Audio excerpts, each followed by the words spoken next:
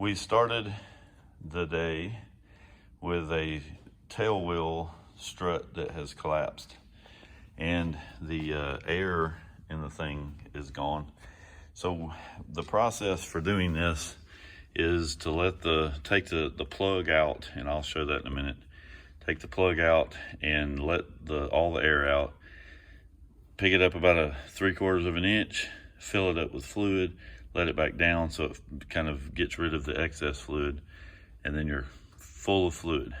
Then put the cap back in and fill it back up with nitrogen until you're about 2.5 inches on the strut, and I'll show all this. But when we did it, of course, it won't work that way because the strut has got some grooves in it and the nitrogen is leaking out. So we gotta get up and do a repair on that. Not really a repair, but just flattening the thing out and sanding it so it fits flat.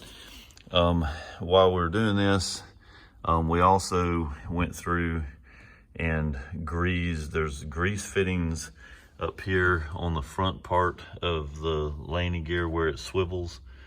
And then you've got grease fittings on this part, and then grease fittings up here in the top, and I'll try to show where all those things are. But so we've got another repair to do. I'm going to show the grease fittings real quick. We have one grease fitting that is up in here on the end of this bolt. We got another one over here. This is the front part of the swivel for the tail wheel. You've also got a grease fitting here, which is on the main leg of the landing gear. Grease fitting back here on the back of this swivel.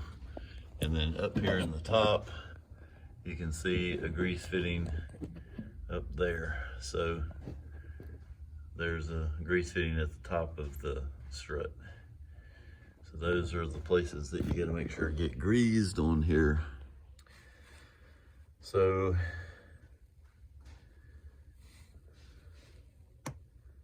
that is the problem with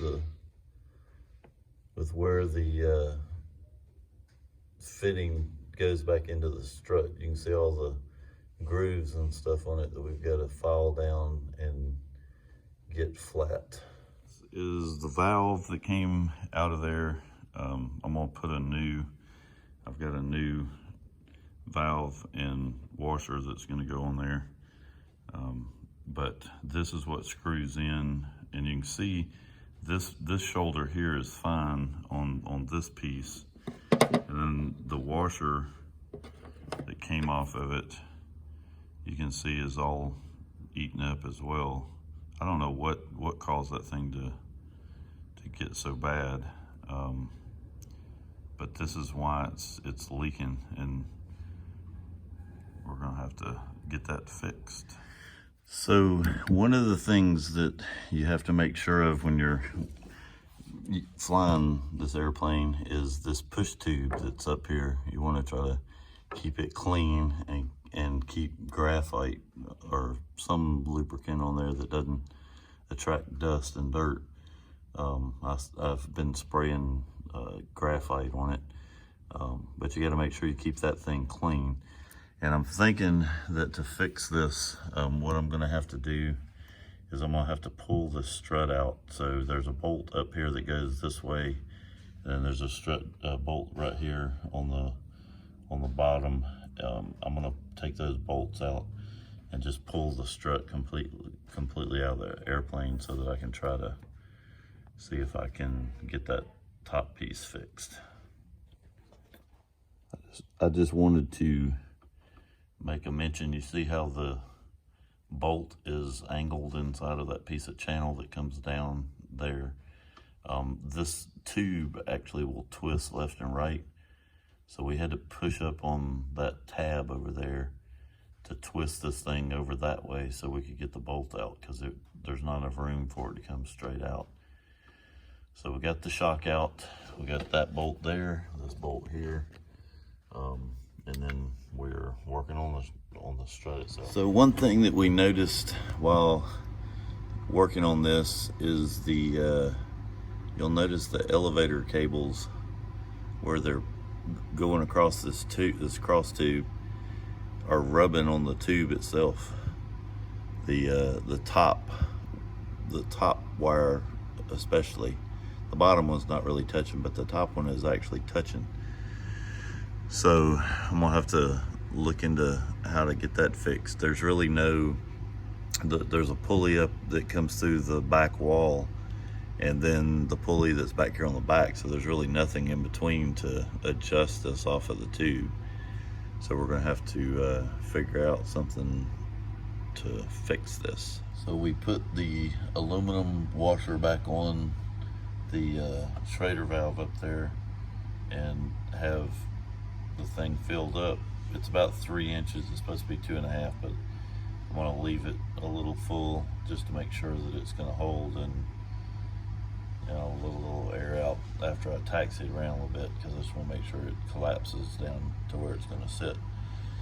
But it wasn't really that big of a deal. I ended up not needing a rebuild kit so far, and we'll see how it goes after I fly it a few times. So that's what we ended up doing to fix the cable.